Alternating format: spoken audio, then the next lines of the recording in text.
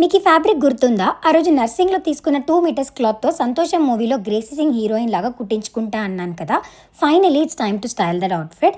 నాకు ఈ 2 మీటర్స్లో ఒక టాప్ అండ్ ఒక స్లీవ్లెస్ బ్లౌజ్ కూడా వచ్చింది. ఇలాంటి క్లాత్స్ తీసుకొని కుట్టించుకుంటే బెస్ట్ ఏమో అని అనిపించింది. టాప్ అయితే చాలా బాగా స్టిచ్ చేశారు. అండ్ ఇంటి దగ్గర ఒక షాపింగ్ స్టోర్ ఉంటే ఇదే అనమాట అడ్వాంటేజ్. ఆకృతికి వెళ్ళి దానికి మ్యాచింగ్ లెగ్గిన్ అండ్ దుపట్టా తీసుకున్నాను. స్టైల్ చేశాకైతే మై గుడ్నెస్, ఒక అవుట్ఫిట్ ఇంత బడ్జెట్లో ఇంత బాగా వచ్చిందా అని ఒక 10 సార్లు అద్దం ముందు చూసుకున్నాను. అంత నచ్చింది. మీకు ఎలా అనిపించిందో కమెంట్స్లో చెప్పండి. ఫ్యాబ్రిక్ క్వాలిటీ అయితే అసలు ఇంకా తిరిగే లేదు, అంత బాగుంది. I think you guys can try this. నర్సింగ్కి వెళ్ళి ఇలా క్లాత్ తీసుకొని కుట్టించుకుంటే 100% వర్త్ అనిపిస్తుంది. ఫ్యాబ్రిక్ కాస్ట్ వచ్చేసి 264 పడింది.